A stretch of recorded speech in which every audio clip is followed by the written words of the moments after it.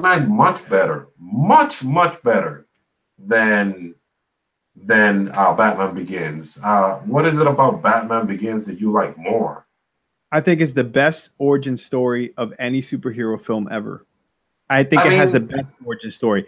And to me, I love origin stories. Like I love to see it's so fascinating to for them to present it in a way that's believable. mhm. For that, the pace, everything. I love origin stories. And that's why Batman Begins is my favorite comic book movie. Flat, might be one of my best movies of favorite movies of all time. But I also love the first Spider-Man and the first X-Men.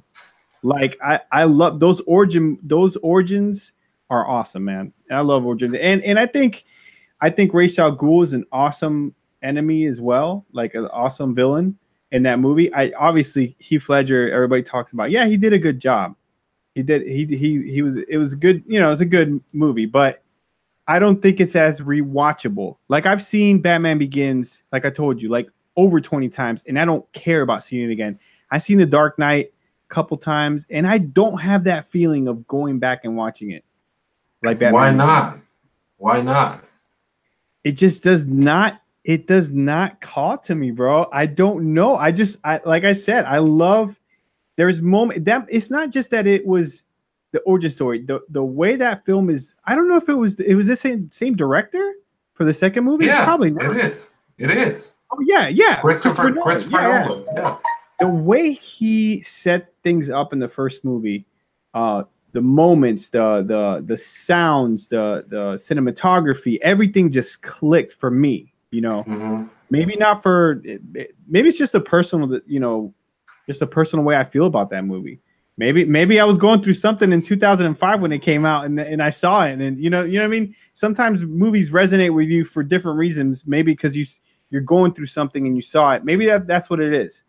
But I still think trying to separate emotions, I still think it's one of the best comic book movies of all time. I think I think The Dark Knight. I think The Dark Knight is a great movie, bro.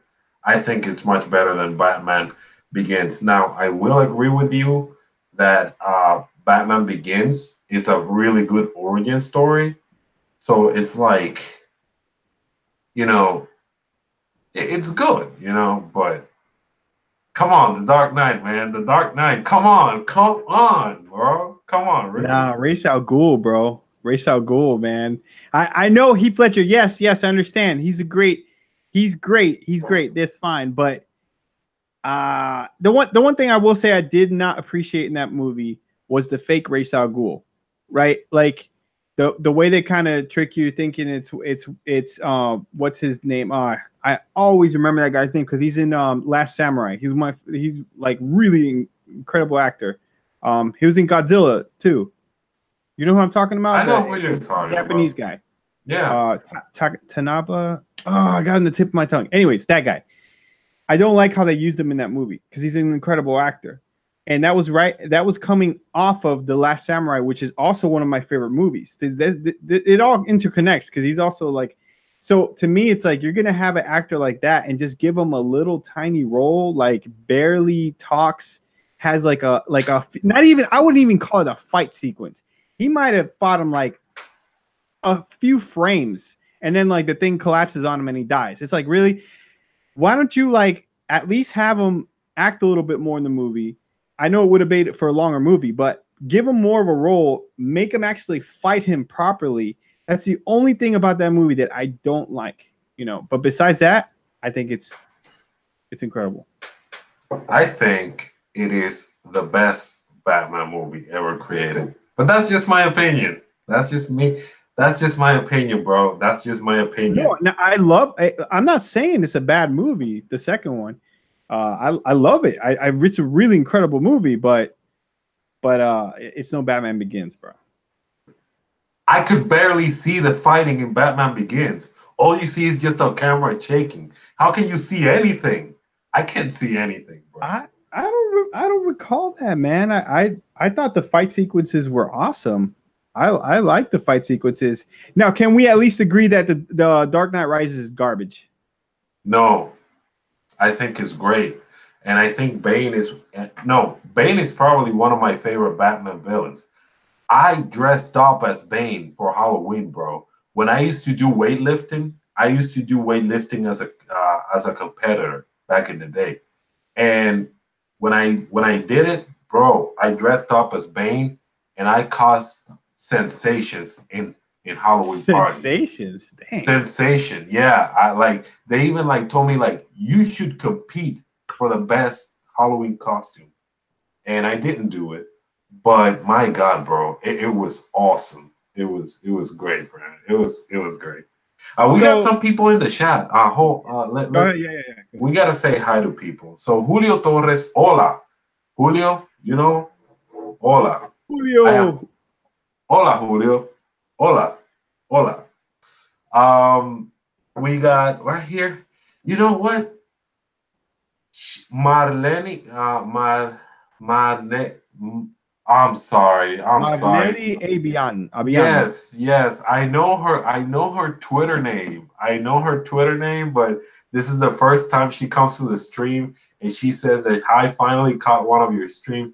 Thank you so much for coming in here. You're great. You're awesome. She's like me and her are always messaging, and just checking out on us and how we're doing and stuff like that. She's a great human being. She's awesome. Thank you so much. And finally, you were able to come to a stream. Every time we make the Cabana podcast on Tuesdays and Thursdays, she's always working. But hey, we decided to make this edition, this late night edition, and at least she's sharing here with us, man. Jugs McGee, another one of the guys. Man, thank you for coming in, guys. Honestly, I thought we were gonna be at zero when it comes to like people, but I guess people just don't. People just like to hang out at night. A lot of these guys are probably just playing video games while they listen to podcasts. That's what I do sometimes too. So, but yeah, man. Going back to the topic, yeah, no, The Dark Knight Rises, bro. Come on, that movie was awesome too. The movie was It garbage. wasn't. It wasn't. Wait, hold on. It was the worst. It was the worst out of the three, but I don't think it was bad. I thought it was good, bro. Bane, bro. Bane. Okay, yeah, but you have to consider that you are comparing it against what I consider the best comic book movie of all time, and what many consider to be the greatest comic book movie of all time. And then like, and to me, you messed up in that movie. They messed up an iconic moment in comic books, which is the back break, right? Which looks so fake to me. It looks so badly done, man. Okay. It looked like something. Movie Bro, it looked like something that if you dress up as Bane and I dress up as Batman, we could probably make it look just like that. But I remember specifically looking at comic books and seeing Batman broken in half. That's what I wanted to see. The back break. That was the moment of that movie. Was the back break, and I wanted to see that. I wanted it to be like impactful, like stunned, like you're just like, oh my gosh, and you don't feel that, man. It's they completely missed that mark in my opinion. And on top of that, Bane, I don't know, maybe the newer Bane is just like this, and I think he is. They changed him in the comic books, but I've always remembered Bane as a giant Hulk-sized dude. And I know maybe they don't want to come. They want to make it. Christopher Nolan wanted to make it more realistic. He didn't want to be like, he didn't want to be compared to Avengers Hulk. But you don't have to be compared to Avengers Hulk. You could have still made it more realistic. I'm thinking of. Have you ever seen the movie Ong Bak? You ever seen the movie Ong Bak? Mm-mm. Ong Bak is a martial arts movie with Tony Jaa. You ever heard of Tony Jaa? I know who he is. Yeah. Well, in that movie, there is a scene that when I saw that, I said that's they could have done that and brought it to Batman Dark Knight Rises with Bane. And in the scene that I'm talking about, Ong Bak is fighting the main boss at the end of the movie. And the whole thing is about drugs or something like that, some kind of drugs that make people stronger. And the dude injects himself with a bunch of the needles. And it's not CG. It's not like I can't explain it. It's the way that they filmed it, that the dude kind of just hulks out and goes bizarre and goes crazy. Where was that moment with Bane, which in every single Batman game, in every single cartoon show, there was that moment when Bane injects himself with that toxin and he gets big. I understand you don't want him big as the Hulk, but why couldn't they have made him, just do that scene? The scene where Batman is beating him and then Bane goes for the drugs. Bane goes for the toxin to try to gain the upper advantage on Batman. What happened to that? Why wasn't that in the movie? I understand he's trying to make things more realistic, but that's iconic. Just like the backbreaking sequence, just like that. To me, that's the only two things that I was looking for in that movie. And that's it, bro. Like they messed up those two things. I didn't even think we were gonna see Bane breaking Batman's back in the movie.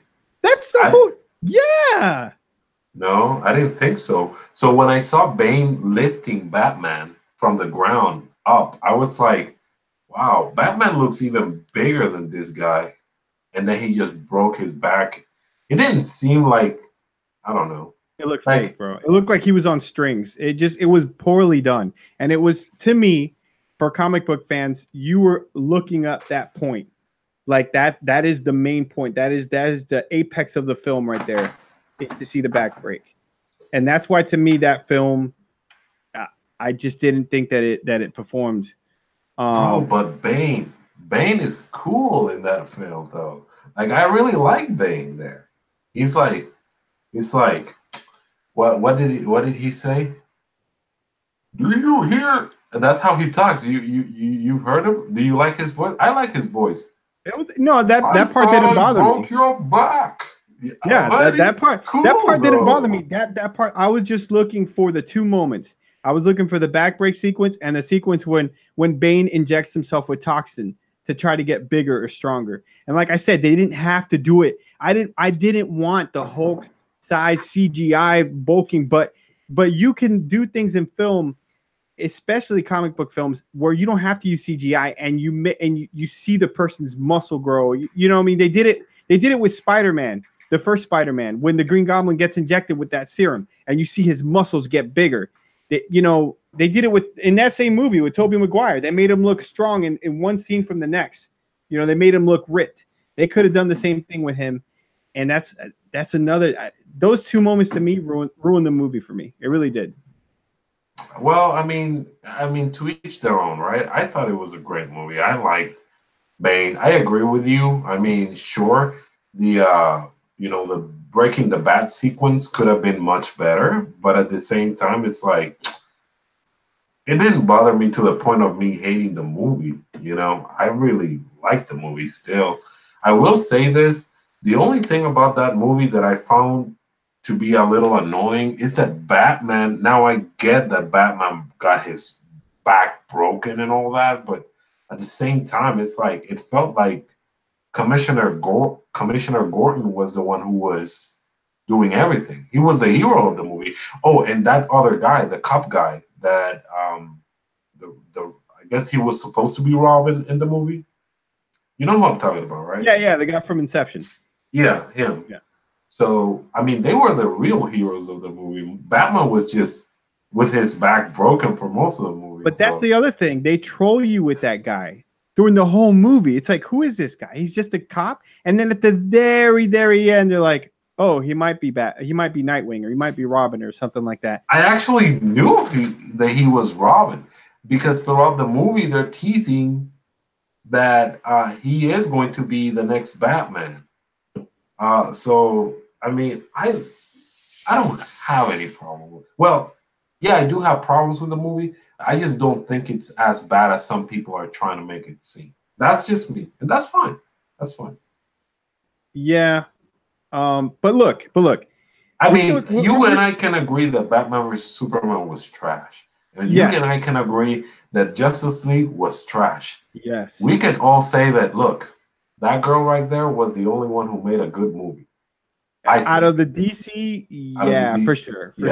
So now, because we're talking about games. We're supposed to be talking about games anyway. No, we're supposed to be talking about anything, bro. It's late night. You're right. So, what about, you want to talk about Batman video games? We can talk about anything. You want to talk about Batman video games? I want to talk about Batman video games. You want to talk about Wisin y Yandel? We can talk about Wisin y Yandel. Wisin y Yandel, bro. I don't talk about anything, bro. I don't like new Wisin y Yandel. I like the old school Wisin y Yandel. Me too. You know who I like a whole lot back in the day, bro? Like Daddy Yankee and Nicky Jam. Oh, Nicky Jam? Yes. Yes. You remember that? I like Signing Lennox. Bro, like when I was in middle school, bro. Yeah. Oh my God! Like the schools over there in Puerto Rico, they used to have like these crazy parties, and oh man! Don't tell me you used to see them. No. Oh, because I have friends in Puerto Rico that they tell me that they've used to run into like Zion and Lennox, like at parties. I did see.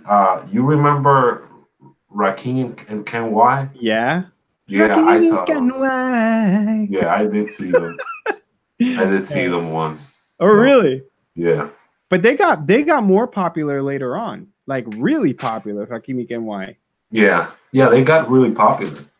But no, I really liked. As I was saying, there was like this huge party in school, and I remember this was middle school. Okay, I was like, how old was I? I was 13 years old, and they used to have these crazy parties, bro, where they used to like they used to bring like DJs and everything, bro, and they took us like outside of the classrooms. We used to do it like right there in the how do you call that? Not the backyard or anything.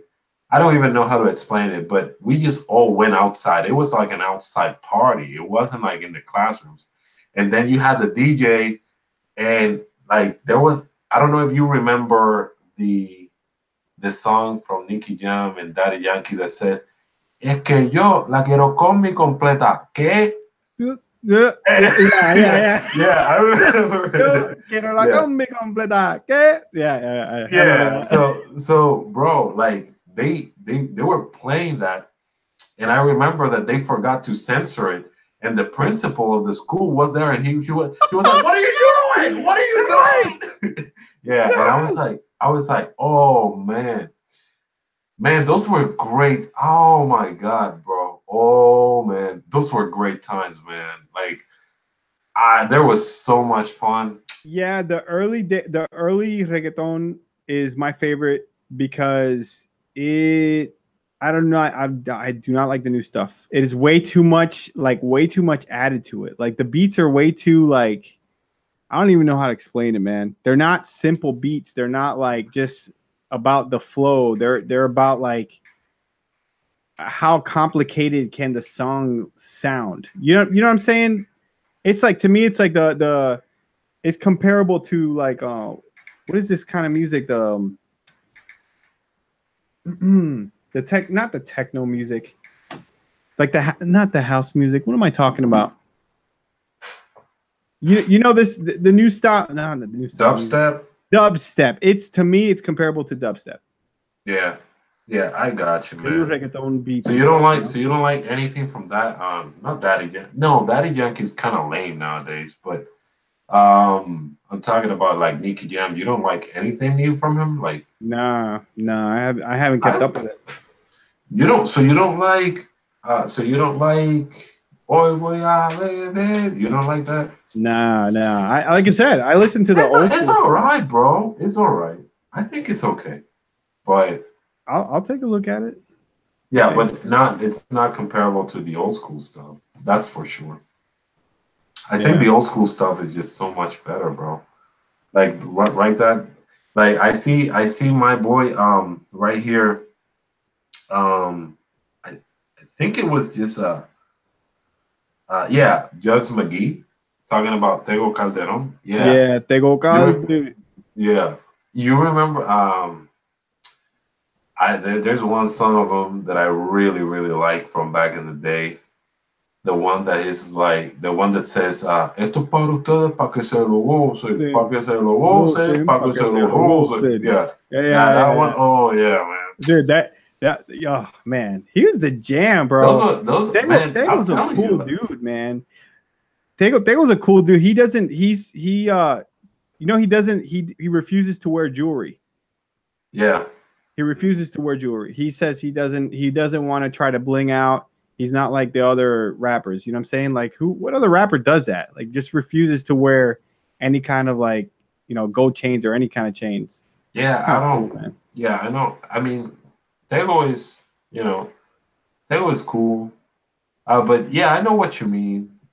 The stereotypical reggaeton look, but I think Julio said that he actually got to interview Vico C.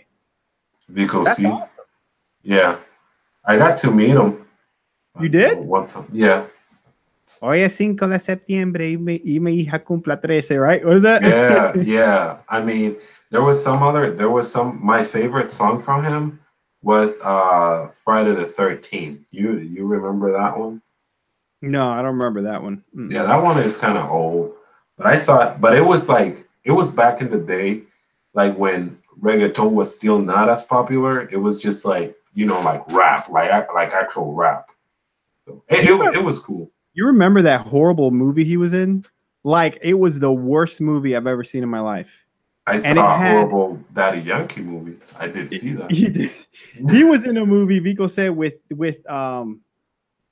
oh man, I have the guy. I think it's a Jennifer Lopez movie.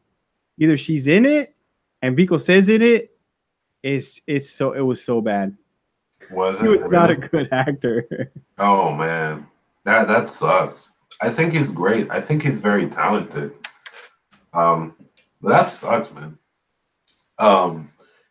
Who else was back in the day? Man, there were a lot of people. Guanábanas? Did you like Guanábanas? I love Guanábanas. Yes. The fruit or the everything.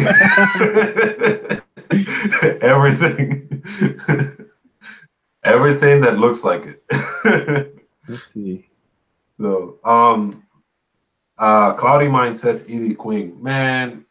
Evie Queen? She's got some nice songs, though. I like a lot of her. I don't know, man. Well, I mean, she's all right. I mean, yeah, she's not bad. It's just that, I don't know. There was another one back in the day, bro. Like, she used to just make, like, these songs. I think her name was Glory or something like that. Sounds familiar. She used to make, like, all her tracks in her CDs were just, like, most of them, it was just her moaning throughout the whole CD. I was like, what is this? This is not even music.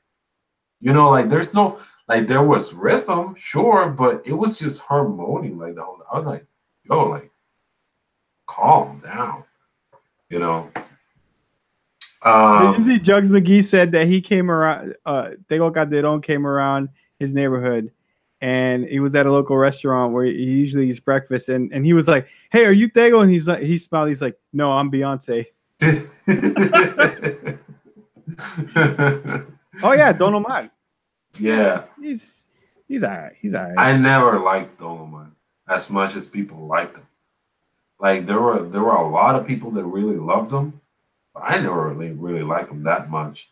All his songs are just, to be depressed. Yeah, you're right. I mean, his old songs. Yeah, that's his best song. His old songs were like depressive as hell.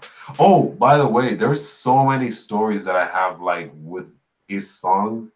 Like one of my friends was just this poor bastard who wanted a girlfriend so bad. I remember, and I remember that he used to dedicate a lot of Don Omar songs to her, to like the girl he liked, and she always rejected him.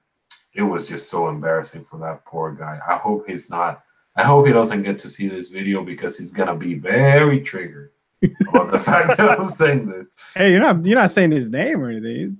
No, man, I'm not gonna say, man, I'm not gonna humiliate him like that. All I can tell you is that I was there and this girl just didn't care about him at all. He was just trying so hard, but she just didn't care.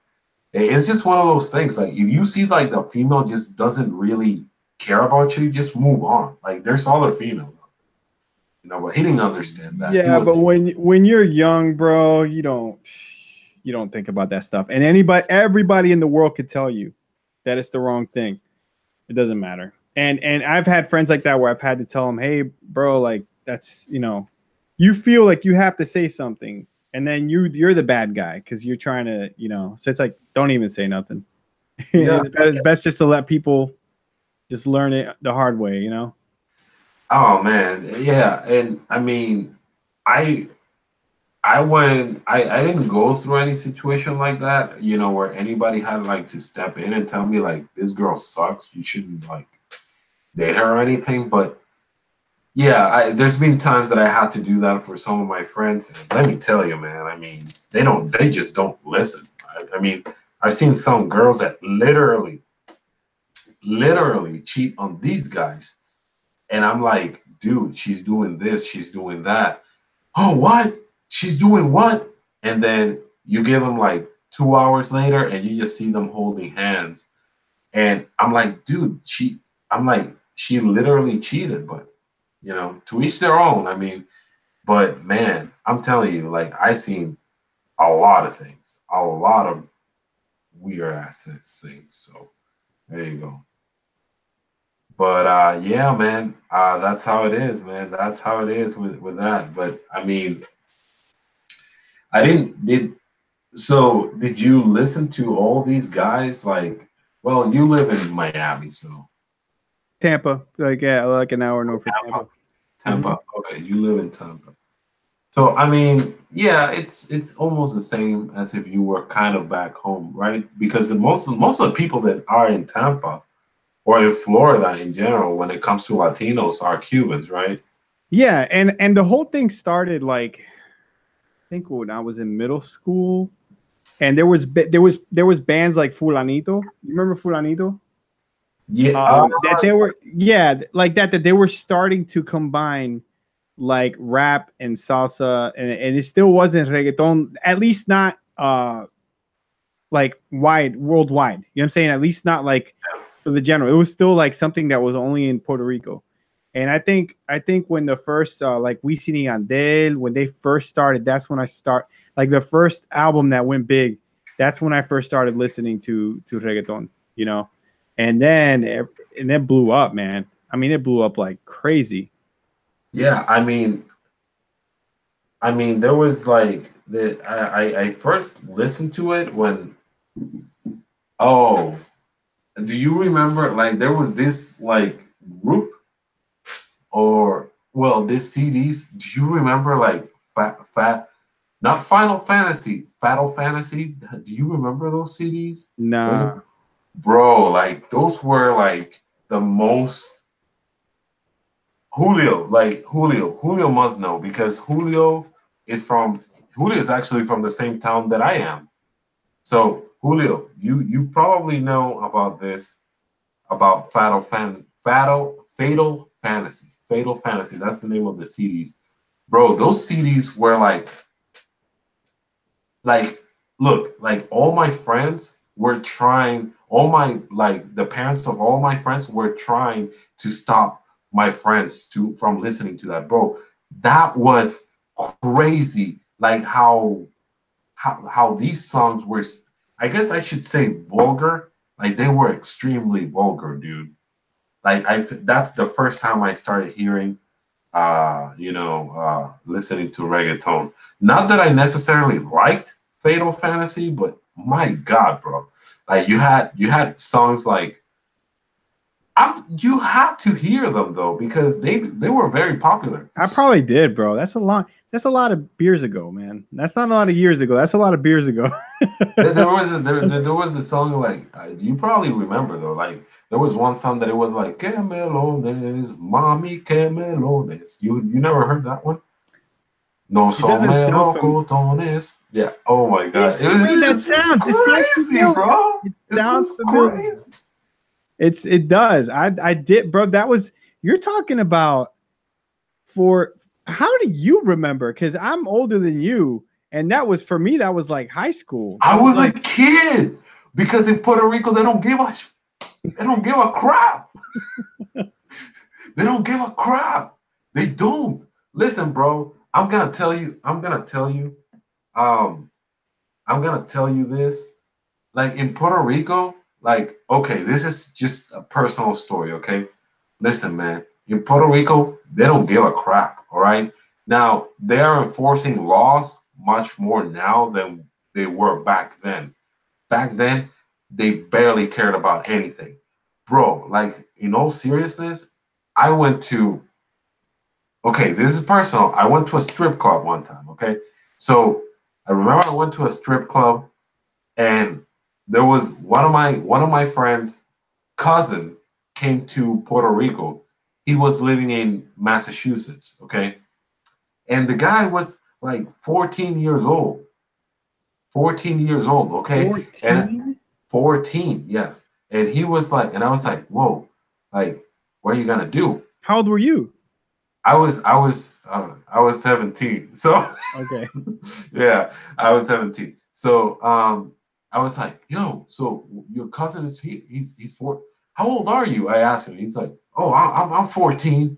I'm like, and where are you going? Oh, I'm going with you guys. I'm like, whoa, like that's bro. We got to the freaking strip club and freaking security guards let him in. They were like, oh, how old are you? How old are you? And they were like, and he was like, and he was like, oh, I'm 18. Are you really? Yeah, they let him in. They didn't care. Like right now, they're enforcing things more. But back then, they didn't care, bro. They didn't care. So I've been knowing about these songs, Melones, Mami que Melones, and stuff like that. I was a little kid and I was listening to that, bro.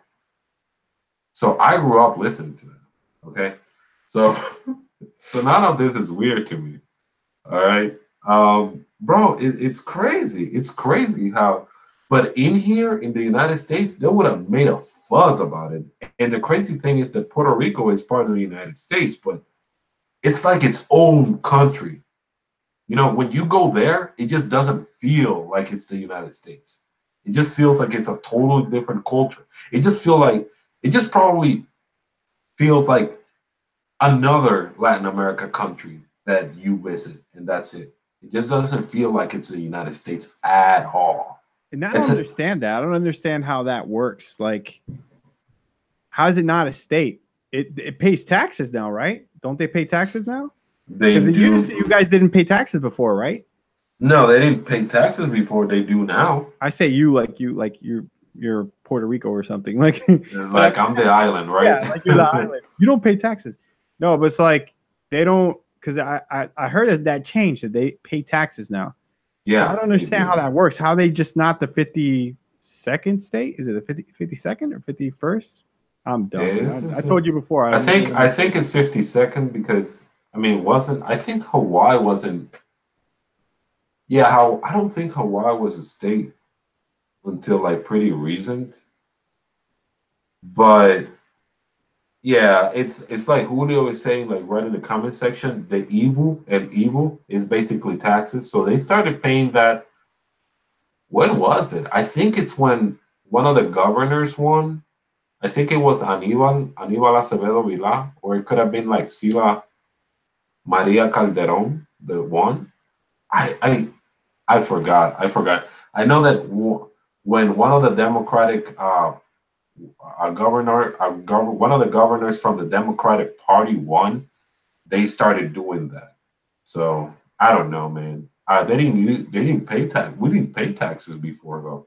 It was beautiful when we didn't do that. But now, the taxes are high as hell. So I mean, as much as I would say this, as much as I love my island, I can't live there. It's just prices are so high, violence is crazy. I can't live there. I I had a love friend it. that went visit a while back, and he went to go live there for a little bit and come back to the States, and he got jumped at a red light. He got beaten. He's crazy though. My friend Lewis, he's like, and he tried to fight. The three dudes. He's at a red light. The three dudes jumped in his car, and I don't know. I remember if the guy had a gun or not, but Lewis tried to fight him, and this other guy grabbed the bottle, broke it over his head, and he was completely unconscious. And they just threw him on the side of the road. So he woke up. He said he was completely bloody. He knocked at the nearest house, and he was all bloody. Someone opened the door. Oh, he's like, "Can you help me? I just got jumped." Yeah, I mean, I don't want to take any shots at my beautiful, beautiful island. No, I love it, but I mean, violence is crazy because I mean, even I went to visit. How many years? I think it was 2 years ago. I went to visit like 2 years ago. No, could have been less. I don't remember. I just know that I went to visit at some point, and I remember that I honked at a guy that was literally in the middle of the road, just talking in the middle of the street, just talking to somebody. He was like parked. His vehicle was parked in the middle of the street, and he was just talking to somebody else. So I honked at him. When I honked at him, you know what he did? He just pulled up his shirt and showed me his gun. Oh. And I was like, "Hey, it's all right. It's okay." Está bien, está bien, está bien. You're like, you backed up. You're like, no, I was like, está bien, está bien, está bien, está bien. Está bonita, está bonita. It's like, oh man. Yeah, man. Julio says, "Yep, you can't carry jewelry or electronics. Like, I wouldn't dare to carry my Switch around in Puerto Rico." Oh, they gotta kill me. They gotta kill me. They want to take my Switch. I'm just kidding. Yeah, they would. That is so crazy, man. Because let me tell you, like, there's other countries that are like that. It's unbelievable that Puerto Rico is getting like that. Now that Julio says this, man, I mean, I can't believe Puerto Rico. Yeah, I mean, but it's like I told you earlier, like it's everywhere. It's not just, I'm saying like here, I live in like I said, I live an hour north of Tampa in a quiet old person place. And every once in a while, some dude shoots up his wife, kills himself. Stuff is happening all around. It's just in Puerto Rico because it's so congested. There's so many people. It's such a tight place that's why that happens. Just like in big cities, it's everywhere. I think that also the fact that there's barely any employment down there. There's barely employment. The hurricane situation also affects a whole lot. Because there's places in Puerto Rico that to this day still have no power because of the hurricane. So I mean, it's just a lot of things, man. It's just a lot of things. It sucks, man. It sucks to see your home. I just call it a country because honestly, like I said, if you go over there, it feels like even though it's United States, it feels like a totally different country if you go there. But it's horrible, bro. It's horrible that all of that is going on. I mean, and I see the news the whole time, and when I see something like that, I just get sad, bro, because so many great memories, man. So man, let me tell you this: a lot of people say my childhood sucks, my life sucked, and stuff like that. No, I can tell you that I had a pretty good teenage life, and I had a pretty good childhood, man. In Puerto Rico, I loved it, bro. I loved it. Oh man, it's crazy. Hey, Angel Escobar, what's up, my guy? What's going on? Angel Escobar, sick dog. What are you doing, man? Bro, I'm happy that you were able to get another job. By the way, Angel, it is awesome to hear that you are also going to go and get your PhD pretty soon in a couple of years, man. That's a great achievement. I graduated from college, got my bachelor's, and never went back. That's just me, man. You shouldn't stop there, man. So that's awesome. And Julio says, like Andy says, it's in big cities. I wouldn't carry my Switch around in Philly either. Oh, I never been to Philly, but there's certain areas, yeah, that I heard that is pretty bad too. So yeah, I'm sorry, man. You were gonna say something? Oh no, no. No? Oh, all right. All right. Let's see. Jugs McGee says, in my neighborhood in New York City, I can say it's pretty calm. Only drunk people late nights making a fool out of themselves. Really? New York City? That's weird, man. I've been to New York City a whole lot of times, and no disrespect. I mean, no, I'm not trying to disrespect you, Jugs. I mean, I believe what you're saying, but I mean, every time I went to New York, it's crazy. I mean, that's just maybe I'm just in the wrong side of the neighborhoods or something. I don't know. Because honestly, I've been to New York a whole lot of times, but I don't know things well enough in order for me to be able to say, hey, I'm in a great area. Hey, I'm in a bad area. So, I mean, yeah, but it's like the same thing of people say of Florida. Always in the news. You got some psychos, dude. The other day, some guy literally took an alligator inside a liquor store trying to get some liquor. Like literally, they filmed it, everything. You could go Google it. Guy in Florida with alligator, Google that. And every day you see these crazy stories coming from Florida. And OJ likes to link me to them and say, dude, what are you doing? Like he always does that with any crazy story. And every day there's something nuts going on down here. And yeah. I don't know anybody crazy like that, man. Like that's what people think. If people think everybody in Florida is like just insane, you know. I went to Miami. Let me tell you, I loved it. I really liked it. I don't think I would live there, but I really like Miami. I saw a lot of good things about Miami that I liked. I thought it was great. The only thing is that I feel, now this is just me, maybe again, I was in the wrong area of Miami, but I was literally like everything just felt like so far away from me, you know? Like I was staying in Oceanfront on a Holiday Inn. And when I wanted to go to a mall like Dolphin Mall, are you familiar with that mall? Yeah, Dolphin Mall. Mm-hmm. Yeah, it just felt like it was just an eternity to get there.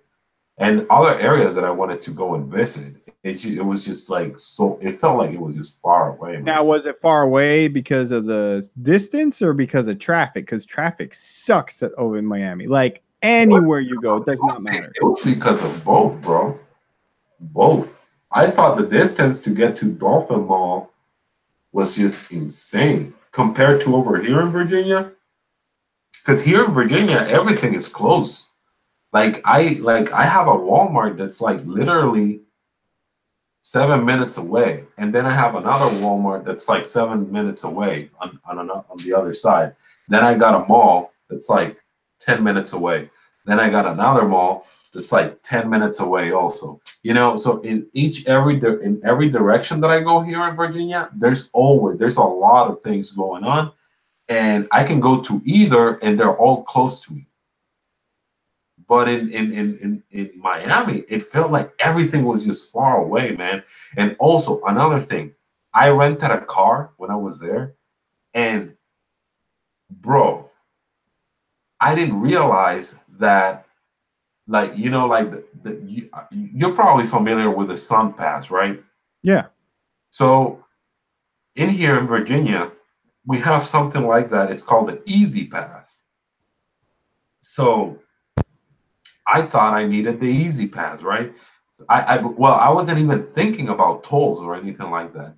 And then when I receive a statement like 2 weeks after me leaving Miami, I get a statement right there in my mail, and I see that they're charging me all the tolls that I ate because I didn't have the Sun Pass. I was like, what? But I didn't know. Like, it just didn't seem like there was any toll where I could just like throw change. Yeah, sometimes you can't. Yeah, sometimes you can't. They're actually taking them all out. where you can't even pay. They have to send it through the mail, or Yeah, you have to have a SunPass. that's crazy though. Like Yeah. I was like, oh my god, I had to pay a ton of money, bro, for that. I was like, Miami, what are you doing to And me? Miami's really bad with tolls. Yeah, Anywhere so you go. yeah, so that was my main thing. As far as everything else goes, Miami is great, bro. I Yeah. like Miami. It's awesome. Yeah, it's good to look. I've been to Miami a lot because I have family over there, because one of my ex girlfriends was over there, so I had to travel there a lot. I will say that it is an awesome place, awesome, amazing place to go visit, to have fun, but to live, nope, no, thank you, bro. Like where it's not super expensive, then you got to live in some place like Hialeah.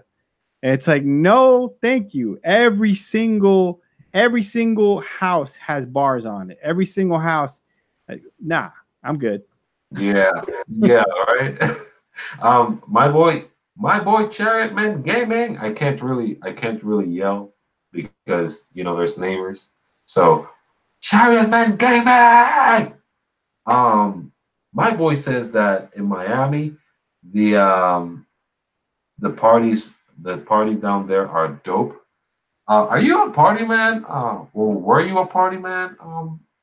Coco? Yeah, I was. Yeah, you seem like you were. I was. Like you were. Those Yeah, days are behind me, but I was. yeah, bro. Like I used to go when I was in college. Don't do this, kids. When I was in Don't college, do this, kids. yeah, don't do this, kids.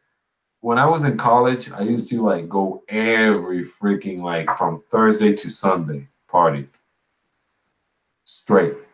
And I used to get drink all the time. Used to be drunk most of the time from Thursday to Sunday. And then Monday, I would go late at class, because it was my recovery day. It was just so irresponsible, but man, did I have a lot of fun. But I feel like I would have loved to go to college in Puerto Rico, man, because I know I would have had a lot of fun over there. You You would have got nothing done. I, I'm a very good student, though. I'm a very good student. Like, Oh, okay. listen, bro. Like, really, like, I had like my, I had most of my classes in high school. I got like A's almost in all of them. But honestly, because in Puerto Rico, well, I don't know if it's in Puerto Rico in general, or at least the school that I used to go to, but teachers had their own way of covering material. Like, for example, like in the school that I used to go in high school. Now, this was in another town that is not where I was from. It was a town called Jabucoa. My boy Julio probably knows what I'm talking about. In Yabucoa, in Yabucoa, in Yabucoa, what they used to do is that the first week of the month they used to give you material, new material, like a new chapter of history. Let's say, for example, um, you would go throughout the whole first week. You would go through through that chapter. The second week of that month, you would review that chapter. The third week of the month, they will do like throughout the whole week, they would do a review for the upcoming test.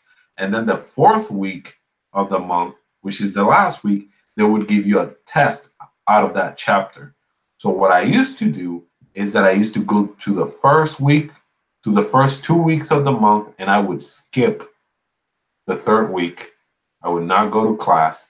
And then the fourth week, I would just show up for the test, pass it, and just move on. That's what I used to do. And what did I used to do when I was in school? Why did I skip? I used to now. I did state this, okay?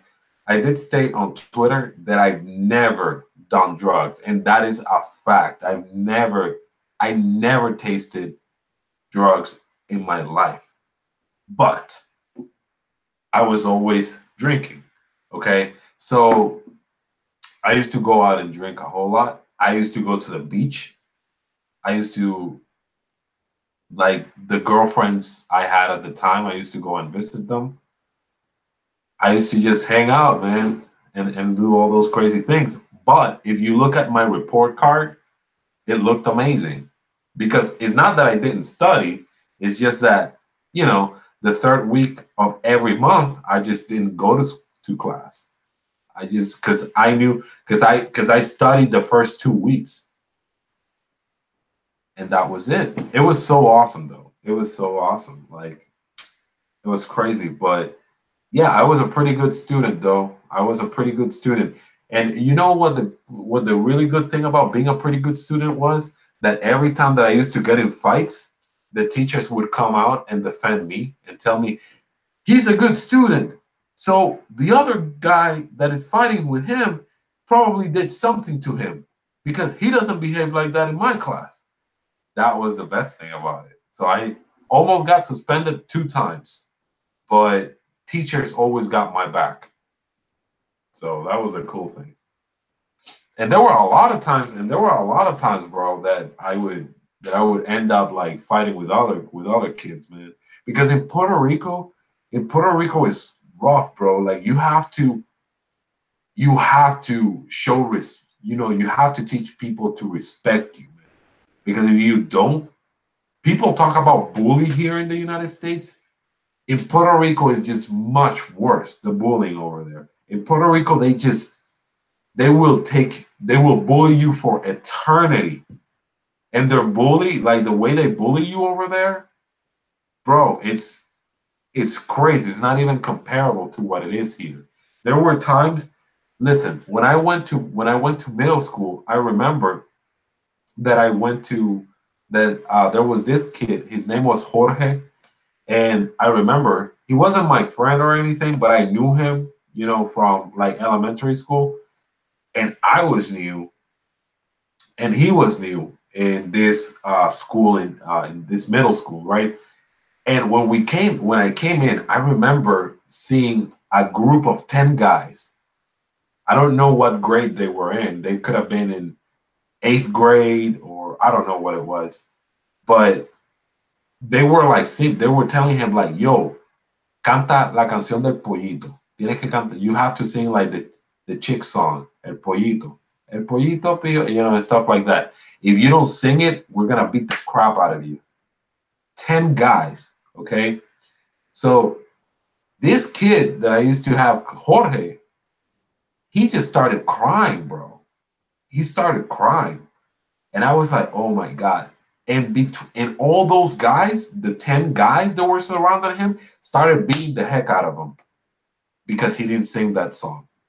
That's how crazy it was. I thought the story was gonna take a turn where you jump in there and take them all on like Bruce Lee.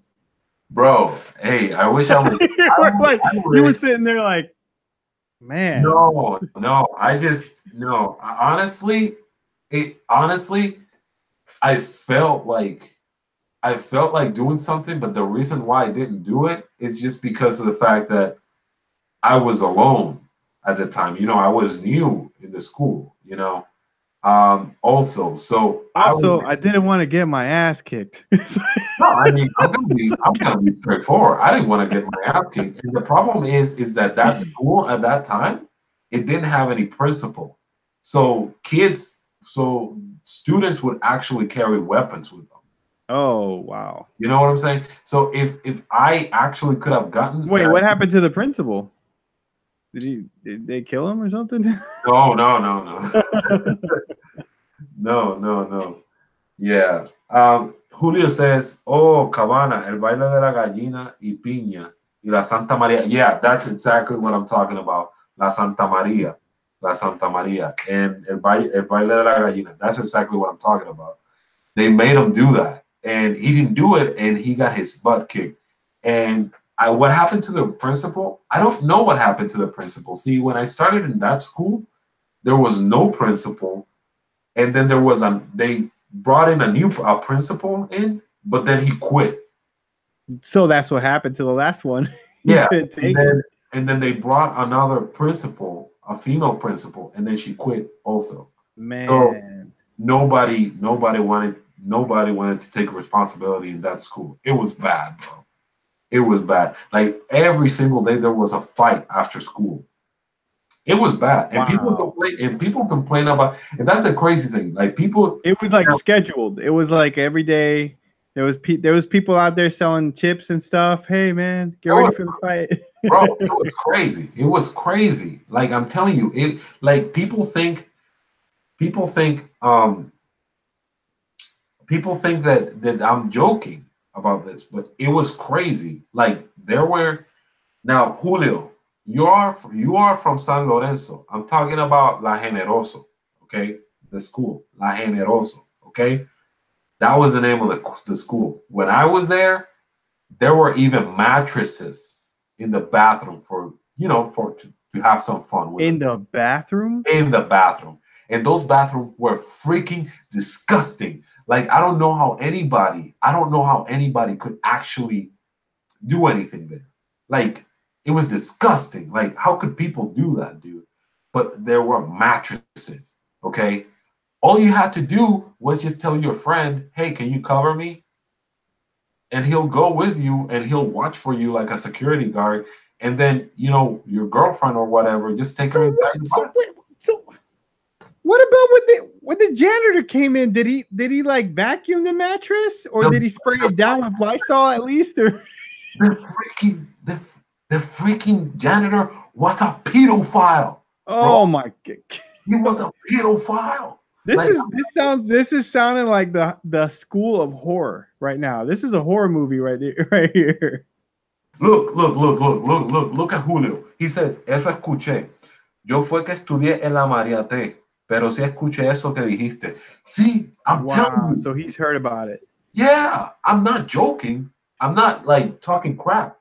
See, like Julio, like who the school that Julio was in, La María T, that was the people from the school that I used to go to, La Generoso, they used to call that the jail because they didn't let the kids go out. Like the school that Julio was in was a better school than the one I was in. The one that I was in was ghetto, bro. It was ghetto as hell. Like, oh my God, it was bad. It was bad, bro. It was bad. Like, what about I'm starting to like what about the teacher? What is that? The teacher what is that day you take your kids to school? What do you mean? Like here in America, where you take your children to school. What is that called? Or and when you meet the parents, the teacher, the parent meetup or whatever. What about in Puerto Rico when they did that? And they'll be like, "Oh, so what's the mattress at the bathroom floor?" Nobody knew that though. Like, nobody knew. But can you imagine something like that here? Oh my God, it's crazy, man. I really don't imagine like what they would do over here, man. And the crazy thing is that, look, I will tell you another thing, man. Look, Julio's saying, "Yup," but they didn't know we make a hole in a defense so we would escape from the school, from the school that he was in. Like, yeah, La Mariate. They call him La Cárcel, bro, because it was just like way too close. They didn't let kids do anything. What was I gonna say? Yeah, when I was in that school, I would come in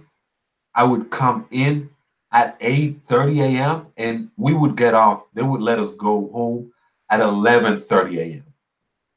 because there was supposedly, I don't know what the problem was, but there was something wrong with the pipes and stuff like that, that were under the school, and that would cause like a really bad gas smell. Yeah, have you heard? Oh my Lord! Yeah, like really gas smell. So you know what we used to do? We were bad, bro. Like us, like the students, we were bad. You know what I used to do, bro? When I didn't feel like taking any classes, I would used to go and say I would go out on the hallways and I would say, "Fo, fucking birthday," and I would say those type of things, bro. "Fo," and everybody would hear me, and the kids would start saying the same thing. Mr. Gasly, we gotta get out of here. Yeah, everybody would start. Yeah, everybody would start saying fall, fall, and the teachers would be like, and then they would start ringing the bells in order for the kids to evacuate the classrooms. And when everybody was outside, I used to tell the teachers, teacher, it stinks over here like hell. Teacher, I'm gonna go home. And you know what the teachers used to tell me? I haven't seen you. I was like, okay, bye. When you think about it, that's crazy. But that's how teachers were over there. That's how and look, I love all you. I love all you guys. Like the teachers, I love them. Like they were cool. But that's so irresponsible when you think about it. Oh man. I used to tell them. Can you blame them though? Like that. It sounds like the whole school system was in shambles. They were just there for a paycheck, man. And that's the crazy thing. I'm not talking about Mexico. I'm not talking about not taking any shots or anything. I'm talking about a U.S. territory. Okay, a U.S. territory. How did that work? The school system should be the same. So it's like, I don't know, man. It's crazy. It's crazy, man. It's crazy stuff. But it was awesome, though. It was great, man. All right.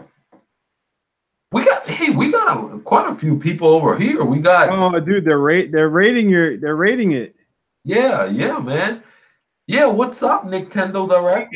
Avidin, what? Yeah, Nintendo, what's going on here? Well, Evident is my guy, man. I know that. I mean, me and him, we don't message, but he knows that I got his back, and he's definitely gotten my back in some stuff as well, man. I've been to some of his live streams too. That guy. I'm not to kiss butt or anything, but that guy works hard, man. Evidence like constantly out there, man. He's doing the work, man. He is, man. He's doing the work that I should be doing, but you know what? That none of us want to do. No, I want to do it, bro. But it's like life. This freaking life, bro. Life. But man, I'm telling you, man. Honestly, but that's how school was, though. That's how school was, bro. I used to take these type of things, like I used to take alcohol, bro, in like tiny bits, and I used to just drink them. And teachers were like, hey, can I get some? Yes. No. Yes. No. Like, oh, just save me some. Oh, I'm like, God, yeah, bro. Telling you, man. Now, granted, things may have changed, though. Now, things may have changed. And I'm pretty sure it has, compared to how it was. Because I heard a lot of laws changed. But back in my day, man, it was crazy, man. It was crazy. They cut. That's not that That's not that long ago. That's after 2000. You were in high school, what, 2005, 6? Well, I'm not talking about high school because high school was more calmed down for me. I'm talking about more like middle school? Like middle school. This all happened in middle school. Everything you've been describing. Yeah. Diantre. Loco, cuando está. I'm gonna talk in English because the people here. Yeah. Or just but bro, Chico, when we were in middle school, that's basically where everybody experienced everything. Like you saw girls getting pregnant. Some of the guys were already using drugs. Some of the people were having sex already. That's where everybody was experiencing everything in middle school because it was so free over there. It was free. Like, bro, there was this guy He was a white guy from here, from the United States, from the U.S. That his parents moved over there, right? To I don't know, to I guess to work, or they just like Puerto Rico or whatever. Bro, the kid became corrupted. He became corrupted too. He was such a quiet kid, but by middle school, he was already, bro. He wasn't even speaking English anymore. He was like, "Que la que hay, papá? Todo bien?" What? What? Yeah, man, it's crazy.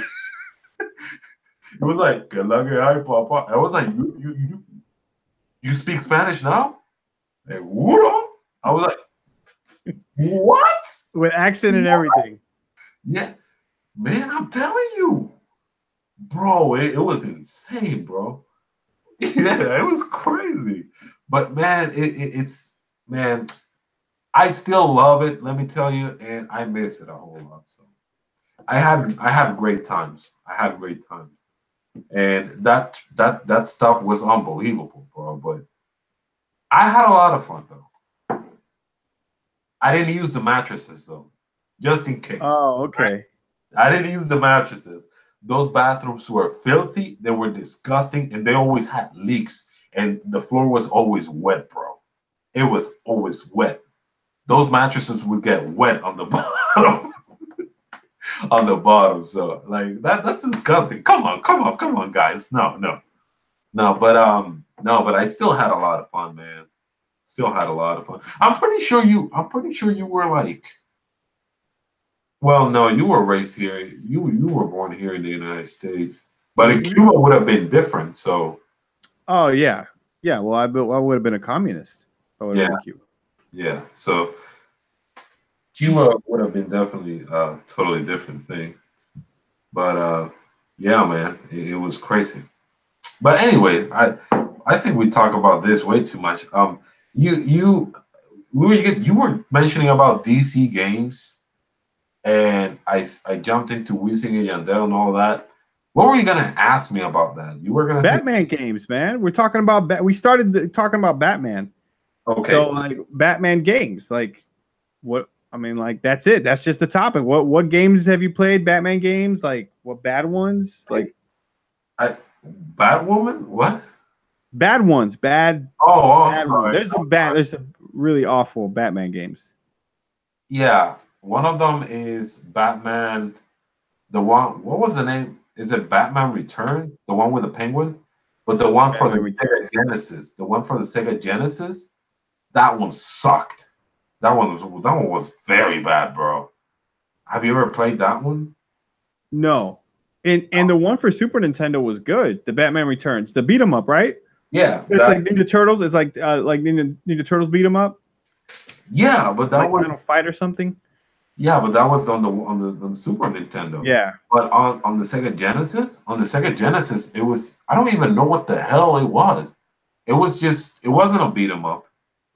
It was just a game where you could explore like different areas. I think you're talking about Batman Forever, because that game. Are you sure?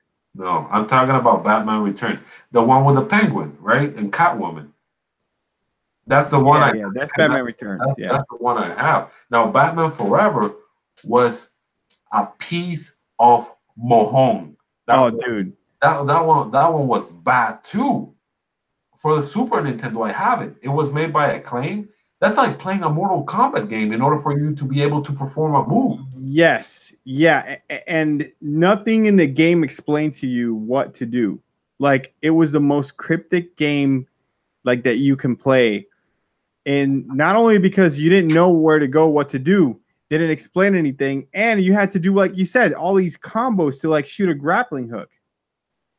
It's an awful game, man. It was so bad. I remember I hated that game. Yeah, I hated that game. I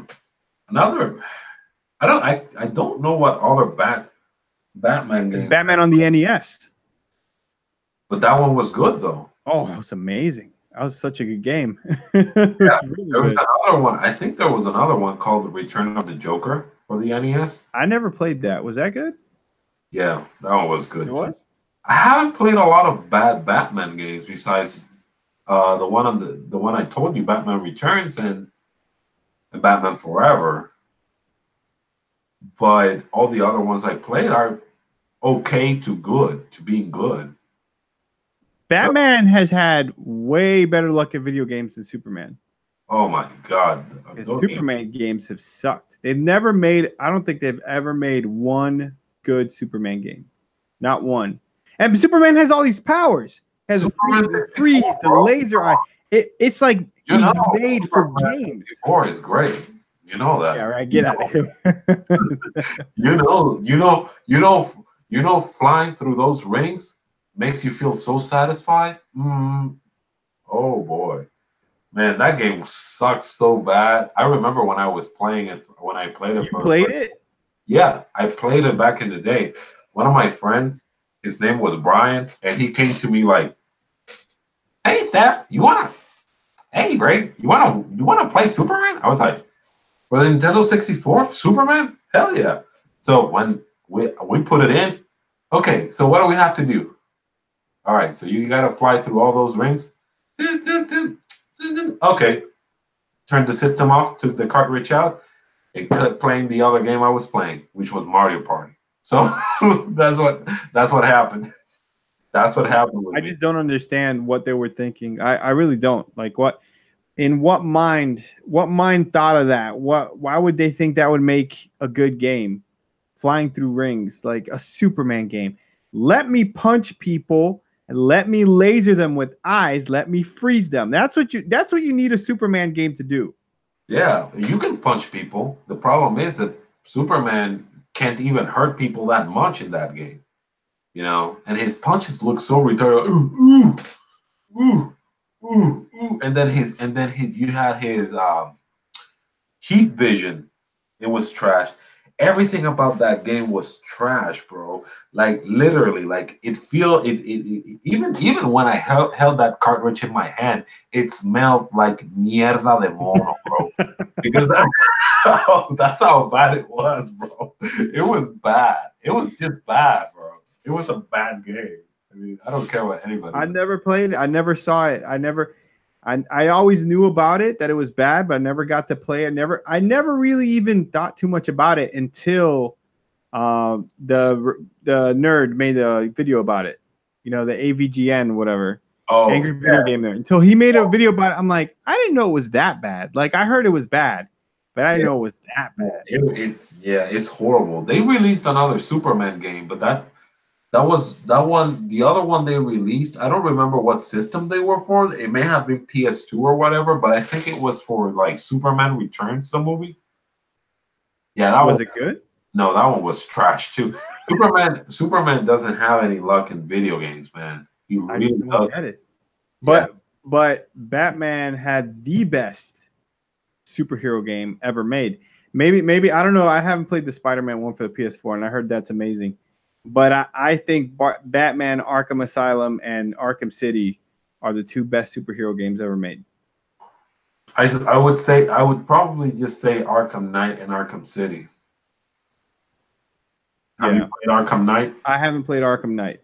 Okay, so I feel like I heard that isn't that the newest one, the one with the car. You have to do a lot of car scenes. That's why. We'll see. It's debatable, right? Like I think Arkham Asylum and Arkham Knight are the best ones. Why? Because I feel like Arkham Asylum, you're just inside of the Arkham Asylum throughout the whole game.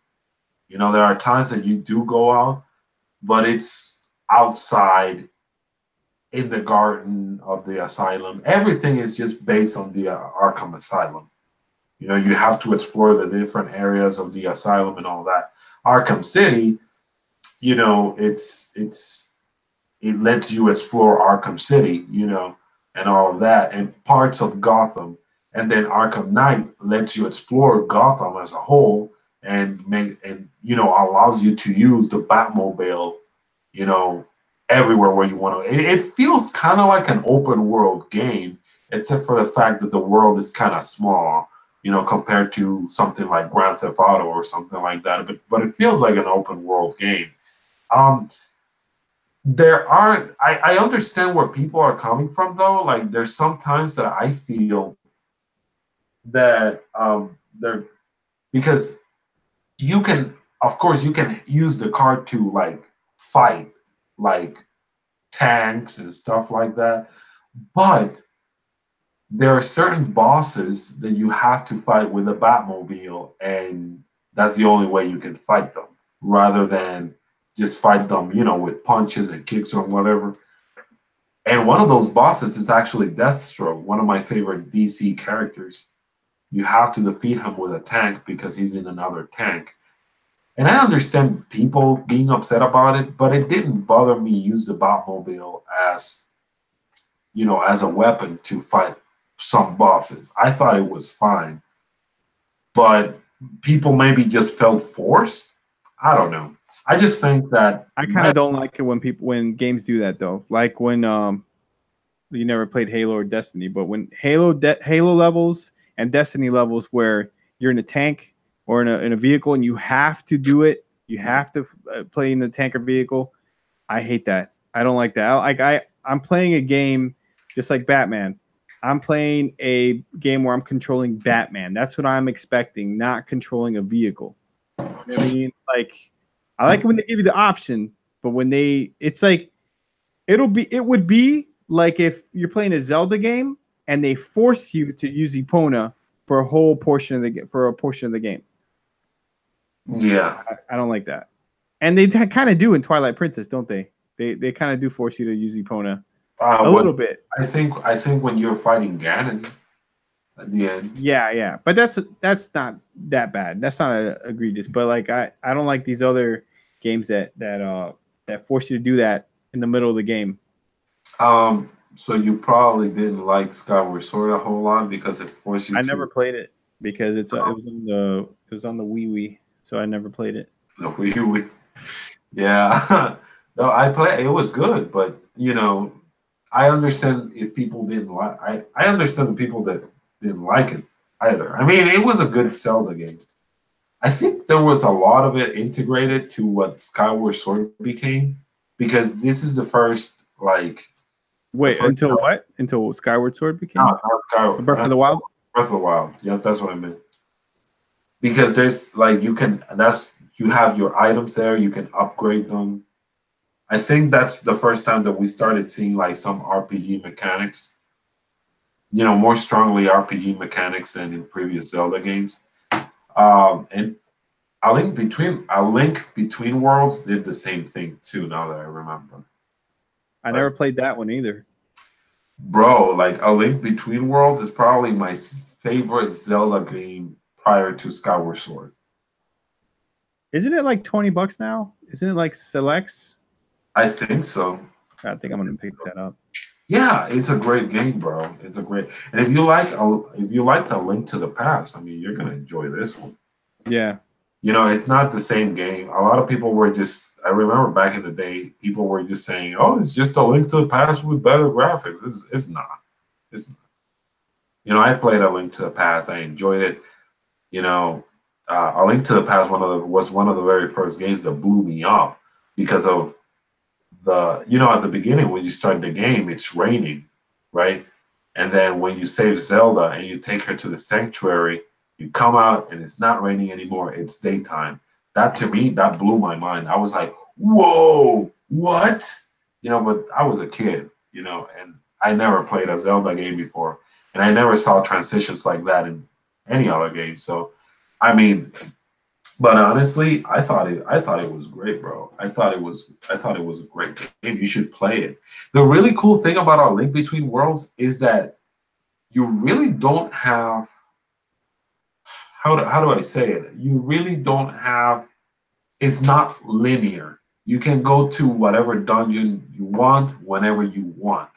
You don't go to, like, let's say the first dungeon and then you find a treasure chest and that just turns out to be the hook shot, and then you use it to go across the dungeon and be able to defeat the boss and stuff like that. It doesn't work like that. In A Link Between Worlds, you go to a shop and you buy these items that you would normally find in dungeons, and you can upgrade them. Like you can literally find, like you can literally go and purchase a bow and arrows instead of like finding them on a dungeon. You can go and buy the hook shot. And people like that because Zelda fans, some of them hated Breath of the Wild because it didn't have traditional dungeons, and they like that.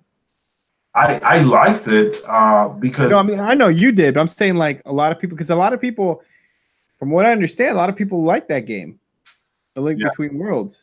Yeah. It seems to me like a lot of people were more favorable toward Link Between Worlds than Breath of the Wild.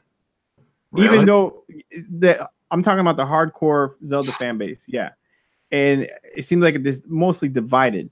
Like there's a lot of people that love Breath of the Wild. I freaking love Breath of the Wild. I think it's one of the best games of all time.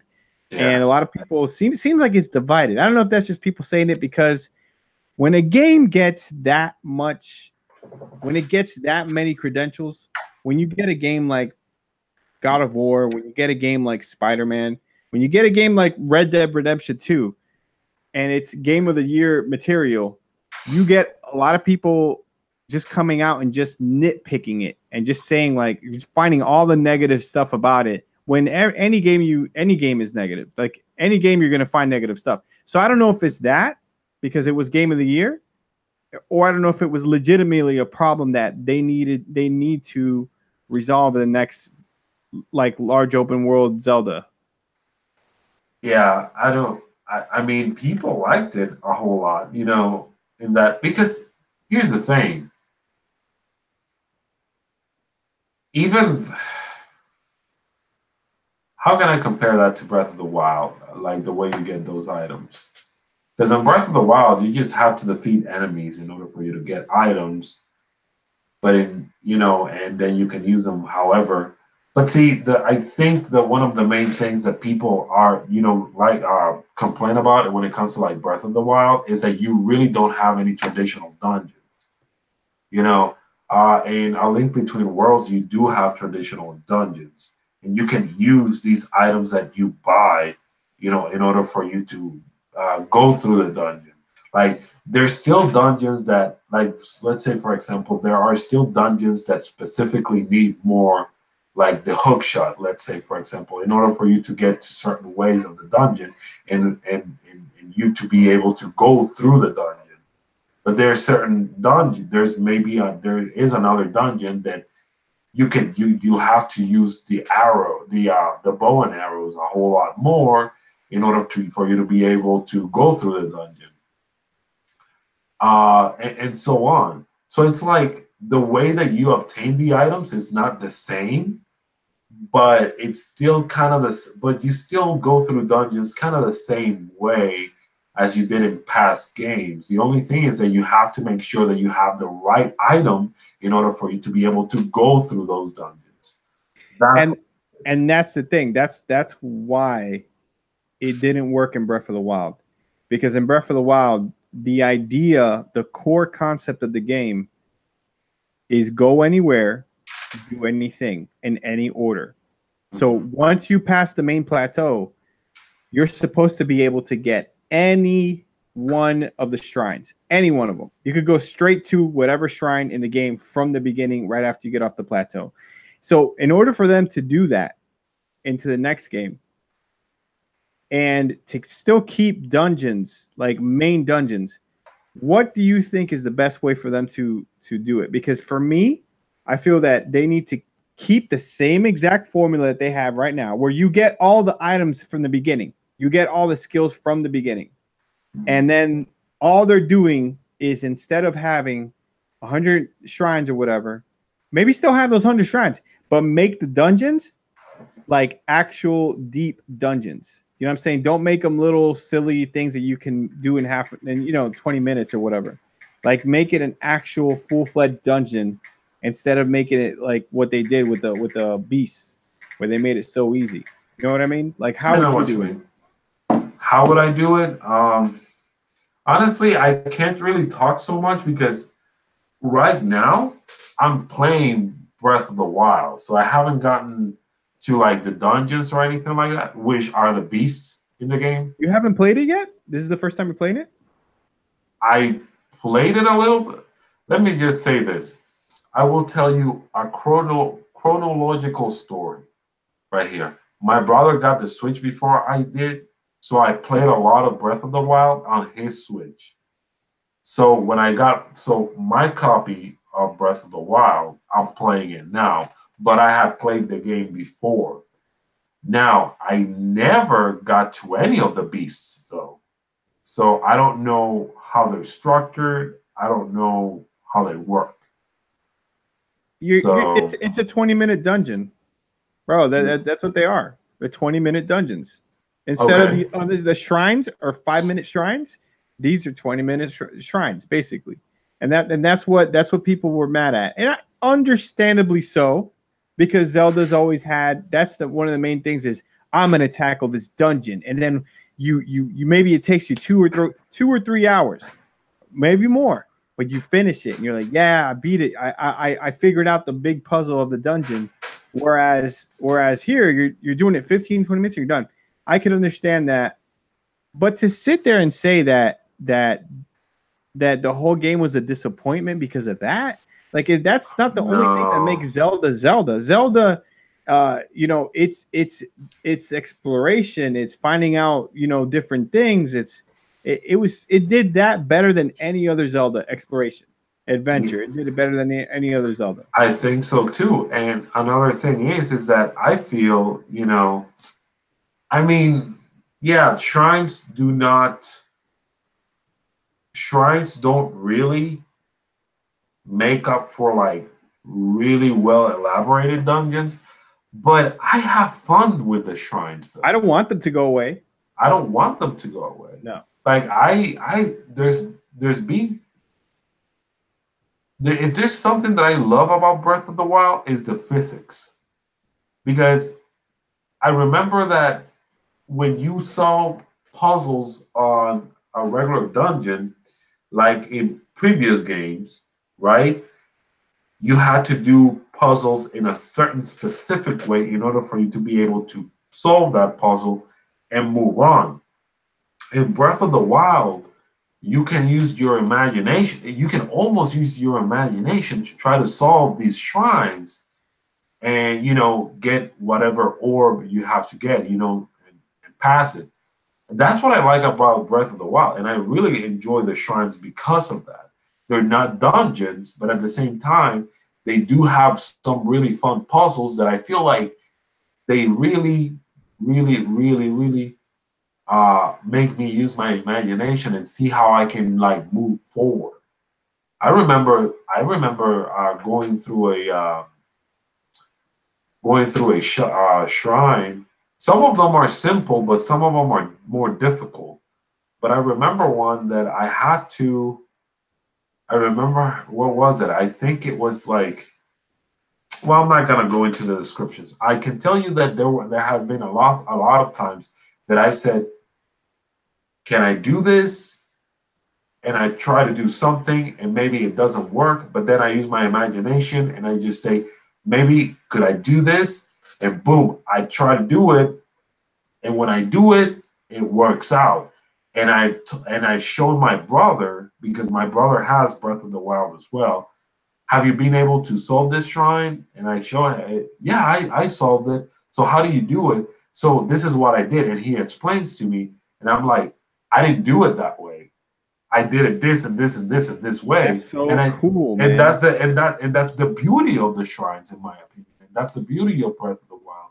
Yeah, and you can do so many things in so many different ways. Bro, even the developers look at the stuff that people do with you. They made a system so dynamic that people do stuff to even now. People are still doing things in Breath of the Wild that have never been seen before. Even now, more than a year after, way more, like a year and a half after it came out.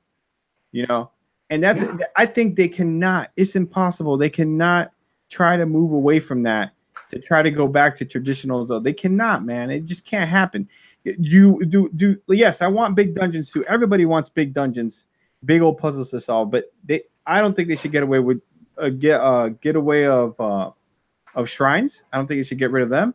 I don't think they should get rid of having everything from the beginning where you can start experimenting right out of the gate.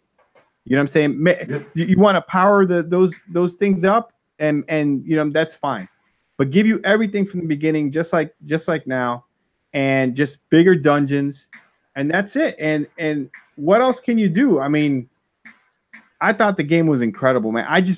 I can't even wait, man. Like I'm thinking about like a Zelda Breath of the Wild 2, and it's just incredible. Like I cannot wait for a big game like that again. Yeah, I don't want them to go back to the traditional Zelda formula because to me, to tell you the truth, I mean, when it comes to the traditional Zelda formula, I enjoyed Skyward Sword, but I do have to admit that at that time I was kind of getting tired of Zelda games being so linear. And I say that A Link Between Worlds, it's probably my favorite game prior to Breath of the Wild. The reason why I say that is because Breath of the Wild kind of stepped out a little bit of that formula. Now, you have your dungeons and everything, like in your normal Zelda game, but the fact that you can explore them and go through them in the order that you want, and you're giving me some freedom to do things however I want to do them, that means a lot to me. Because like I said, Skyward Sword was a great game, but it was so linear. It was probably one of the most linear Legend of Zelda games that I had from recent time. And now I know that Twilight Princess was linear too, but I don't know. It was something about it was something about Skyward Sword, man, that really that's when I remember playing it, and I do remember myself telling me telling myself, they really need to do something different, because if they keep on doing this, I was kind of getting tired of the franchise, and I'm a Zelda fan. And the thing is, it's funny how they did it. Like you said, they completely changed everything. They refreshed it. They give it a refreshing take, but it's really it's not really refreshing. It's the first game. The first Legend of Zelda is like that. You can go to mostly every dungeon, not every dungeon, but from the very beginning, you could go to like a bunch of different dungeons, do them in any order. You know what I'm saying? The game just throws you like the first Legend of Zelda. Here, figure it out yourself. That's what it's meant. That's what true adventure is not knowing what's behind the next hill. That's what adventure is. If you know what's coming, it's not really an adventure game. So that's why to me Zelda was getting boring by Wind Waker. I didn't really like Wind Waker because it wasn't set on land. Twilight Princess was just basically, to me, in my opinion, was just Ocarina of Time HD with a couple different elements. You know what I'm saying? Skyward Sword was more of the same. So to me, Zelda franchise had been those games are great, but to me it was like more of the same. And Breath of the Wild is the first one that like Bro, in a long time. Really? I really like the Wind Waker though. I thought that was cool. I hated the Wind Waker, bro. Really? Yeah, I know people love that game, and I even got it for Wii U. I tried it years later, HD, and I'm like, I don't like the fact that you're in water. Like to me, like Zelda's always been about land, hills, mountains, not ocean. This is not, to me. It never felt like Zelda. It's not. I just didn't like that. I didn't like the whole ocean thing, man. I mean, yeah, to each their own. I thought it was great, in my opinion. It's a good game. I'm not saying it's a bad game, but to me, I Zelda's up here, you know. And if Wind Waker to me is like down here, it's still a good game, but it just never got to me. It never touched me. I just didn't like the whole ocean thing. Oh, that's fair enough. I mean, yeah. I think honestly that. I think the Wind Waker the Wind Waker is one of my favorite Zelda games. But Breath of the Wild is definitely my favorite. And I say that because, like I said, like to me, that formula was getting stale. And the fact that I mean, the beasts are considered to be the dungeon. So it's not like we didn't get any dungeons, but they probably are just different from what dungeons used to be back in the day. I don't know. I don't know. I think Breath of the Wild is a great game. Is it perfect? Of course not. But to me, it's close to being perfect because I really enjoyed the heck out of that game. So, I mean, I'm so do enjoying you the heck out want of the game. so do you want a Breath of the Wild 2 on the Switch in a couple years, like a Majora's Mask for what they did with Ocarina of Time to Majora's? Do you want that, or would you rather them wait until they come up with like an even bigger game with better graphics 5 or 6 years down the line on the Switch 2 or whatever? Yeah, I would like that. You would like that Mhm. instead of having in 2 years having another one. Yeah, I would appreciate that more than just I waiting think so for. too. Like I do want another one, but at the same time, doesn't make sense for them because Mm. it's still selling really good. Yeah, that's the thing. That's one of the things. Another thing is like there's people that are still playing Breath of the Wild, whether it's the new people that are buying the game or even some people. Dude, do you know how many hours my brother has in Breath of the Wild? My brother has over 500 hours of that game. Yeah, I got over 300. I mean, he's been playing that game since it came out, you know? So people are still playing the game. You know, it's not a game that you just drop and just never play anymore. I mean, some people have done it, of course, but what I'm trying to say is that Breath of the Wild is one of those games that just lasts, that could last for a whole generation, honestly, and people would still go back and play it. You know, should they have more additional content? Well, I mean, they can add more. I don't think they will, but I would rather just get a new flesh, Zelda game in the future instead, rather than just getting like a second Zelda game for the Nintendo Switch. That's just my opinion. Yeah, I think you're right. I think this is the reason why it's so great. I wouldn't want to even lessen that to just have the same experience a couple years later. You know what I'm saying? Because it won't impact you the same as well. Because like if you wait 5 or 6 years to play something that nice, that big, that that grand, then you could appreciate it more too. Yeah, absolutely, man, absolutely. Now, what game would you like to see? What game are you the most excited about for the Nintendo Switch for next year? For next year? Yeah. Metroid. Metroid? Yeah. We don't know if that's going to come next year, though. I thought that was 2019. I thought it was for sure 2019. We never got a confirmation. People are assuming. We never got a date. So what is confirmed? Bayonetta 3. No. Yeah, 2019 Bayonetta 3 is confirmed. For next year? Yeah, I'm pretty sure. That's assumptions. We don't have a date. Really? No. Hold on. Yeah, go ahead and Google it, man. I don't believe you, bro. I don't believe you. So what's confirmed for next year? Animal like my boy right here, Cag reacts.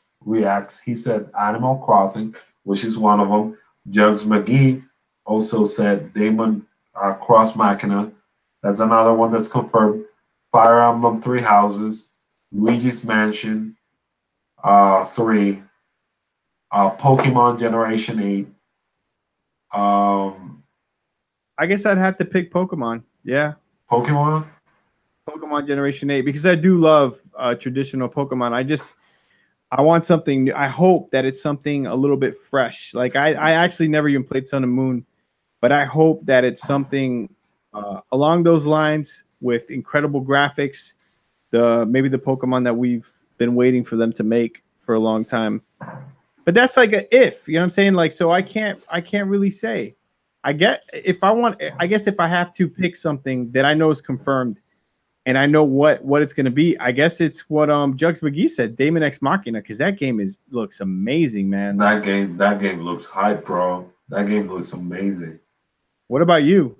I am excited for Fire Emblem Three Houses, man. Oh, I forgot about Fire Emblem.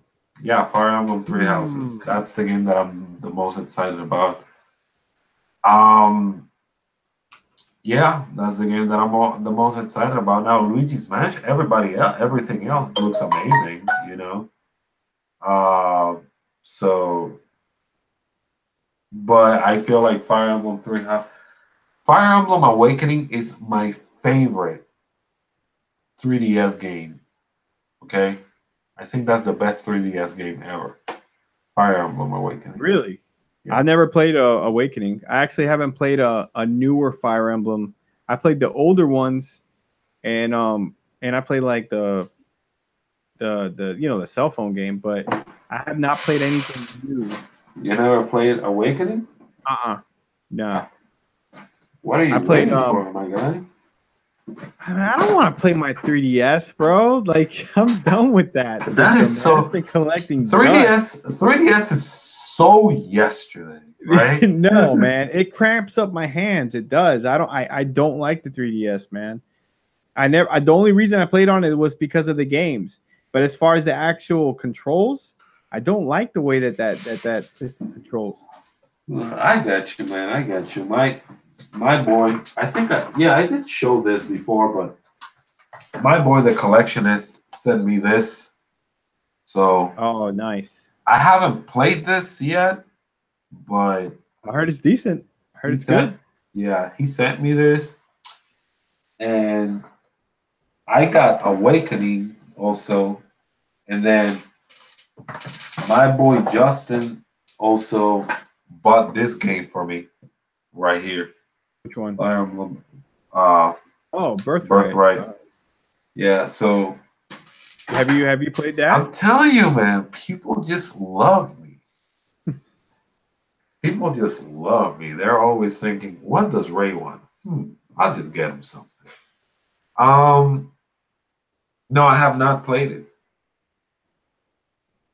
I have not played any of those games. They're just long games, dude. Like, it's hard to keep up with these long games, man. That's why I really do appreciate these. But like, you want to play games. Pokemon. But you want to play Pokemon. Pokemon is long. Well, yeah, but that's a long time coming, man. This is the first time that I'm expecting a game from the Pokemon company that is it's a big world. You know what I'm saying? It's the first. I'm expecting a lot from this generation. I think a lot of people. I think a lot of people are, man. I think don't expect too much, bro. Don't expect too much. Especially because of Pokemon Go of Pikachu, or whatever. Let's go. They said that specifically. We're giving this game, but we're gonna get a traditional bigger game next year. So they said that specifically. So I'm expecting something, a big world where you can like see Pokemon running around and try to. I'm expecting a lot, man. I'm expecting this game to blow me away. I really am, and I think they need to. What, you don't think so? No, it's just that. You think it's gonna be just a reskin of Omega Ruby, like just like better graphics? I just don't expect much from Pokemon, bro. I mean, they lost me at Generation 3. I mean, they lost you Generation 3? What is that? What I mean, Game Boy Advance? Yeah. Why? I thought it was. You didn't really like it? You never played it? I'm not gonna say anything that people would hate me for. I'm just gonna say that I was done. I thought the first generation was great. I thought Generation 2 was even better. and then Generation 3 was just like, the heck is this? It's just more. It's just more. It basically more the same, but with a little bit better graphics. Yeah, and that's the thing. Like, I wouldn't expect with Pokemon so much because Pokemon has to be one of Nintendo's franchises that has evolved the least, and Yeah. you know, it has taken them to evolve. It has taken them so long to evolve that I wouldn't even expect, like a open world Pokemon game or anything like that. Bro, but they cannot. They cannot give us just like a Pokemon Sun and Moon, like just with HD graphics. I don't think they could do that, man. Like I think they need to, especially with the hardcore Pokemon fans, that they're so upset about Let's Go Pikachu and Let's Go Eevee, which is stupid because they're getting a Generation 8, they're getting a big game, but they're completely caught up with this Let's Go Pikachu, Let's Go Eevee, and they're so upset about that. I think they kind of have to deliver. I really do. I think if they don't deliver, they're going to get a lot. Like you're going to go on Metacritic and you're going to see that game on the you know how Metacritic has the critic rating and the fan rating. If Pokemon Generation 8 it's just Sun and Moon, right? With the same kind of mechanics and everything, but just with HD graphics and the same kind of world, same everything, I guarantee you that on that Metacritic rating, the fan rating is going to be down. Way down because people are going to hate it. I'm sure, but it's still going to sell like crazy. They don't care. Yeah. But I don't know. I just wouldn't expect much from it, bro. I just wouldn't. That's just me, man. But see, look, KAG says that they're running out of ideas for Pokemon. Yeah, but they're not. There's so many things you can do with Pokemon, though.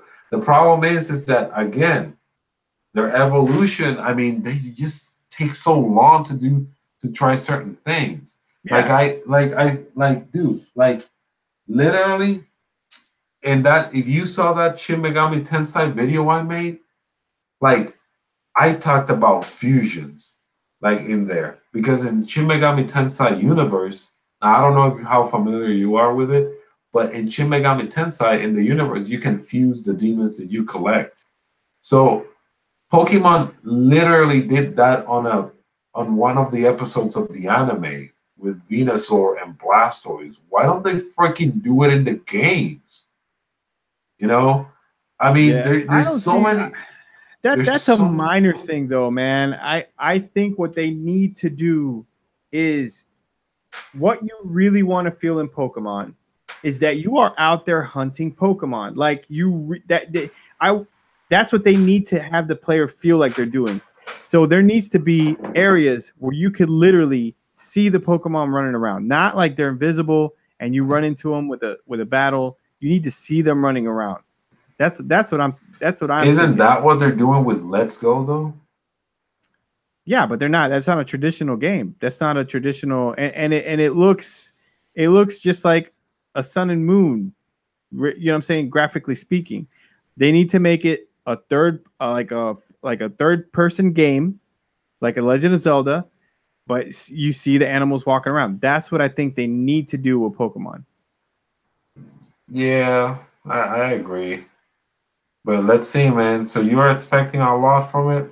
I'm expecting a lot, man. That's the game that, especially because they're making a holiday title. I mean, yeah. Well, I'm probably gonna be disappointed, but I'm sure. So you're sure you're gonna be disappointed? Yeah, pretty sure. I would say, look, I would say, I'm looking at the confirmed now. So Animal Crossing, the Pokemon RPG, let's see, Fire Emblem, Luigi's Mansion, Town. There's that Game Freak game, Town. Yeah. Yoshi's Crafted World. Those are the big ones. Town look. Oh yeah, I forgot about Yoshi Crafted World, but Town looks amazing, bro. Yeah, Town looks good. I think that's how Pokemon is gonna. Do you think the graphics will look kind of like that? If it looks like that, I'm in. Yeah, me too, man. Me too. But yeah, I agree with you, man. Oh man. You know what? I think we've spoken for a little while now, and I think I'm getting a little sleepy. I don't know about you, Yeah, but I've also yeah. been drinking, so there you go. Um, but Cag Reacts says I would lower my expectations. There you go. I think you should Uh, lower your expectations, man. well, that's the thing, man. It's like they like I would look. I wouldn't make my expectations big for like the next Mega Man game. You know what I'm saying? Like Yeah, this is something that it's a long time coming. It's like you said, they needed to evolve this. They needed to do it for a long time. Sometimes expectations should be high. Um. yeah. Oh, he said town doesn't look that great. By the way, I don't know. I thought it looked all right, I thought it looked good, but I mean, you know, but we don't know anything about it. You know, that's the thing. Yeah, that's the thing. But you know, the it more we might see, suck. So we'll see. yeah, yeah. Maybe it's yeah. Maybe I don't know. I mean, I'm not a big fan of the character designs. I'm just talking about the graphics. I think the graphics look great. You know, and I would like to see Pokemon with graphics like that.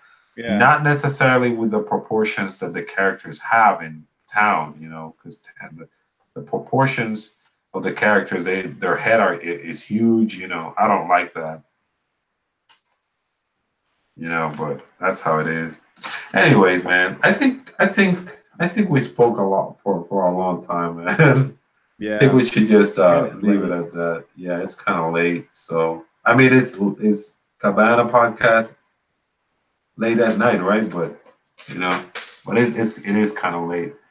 So, anyways, thank you so much, guys, for those of you who came in. Thank you, CAG Reacts, for for being in here. Thank you for being in the stream. That's awesome. I'm really happy that you enjoyed it, and everybody that's listening to us right now. Thank you for coming to the stream, Cloudy Mind Gaming, Angel Escobar, all of you awesome guys that are always supporting Nerdy Cabana. Julio. Julio, yeah, of course, Julio. How did I not freaking remember him? He's You always know, here. I know Julio in real life. Yeah. He lives close to me. Oh, he lives I mean, close to you? I know him for like 3 or 4 years. Awesome. That's so cool, dude. That's so cool. Thank you, Julio. Thank you, everybody. You guys have a great night. All Thank right. you for coming. Later. Later.